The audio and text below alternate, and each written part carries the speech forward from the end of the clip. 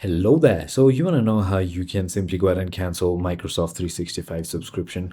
This is going to be the only video that you'll ever need to watch on the internet. So with that being said, let's get straight into the video. Canceling your Microsoft 365 subscription involves visiting your Microsoft's account services and subscription page. The process is similar on both desktop and mobile web browsers. So simply go to services and subscriptions, navigate to the Microsoft account services and subscription page in your web browser. You won't need to sign in with the Microsoft account associated with the subscription you want to cancel. Locate your 365 subscription in the list of products. Select the Manage link next to the subscription name.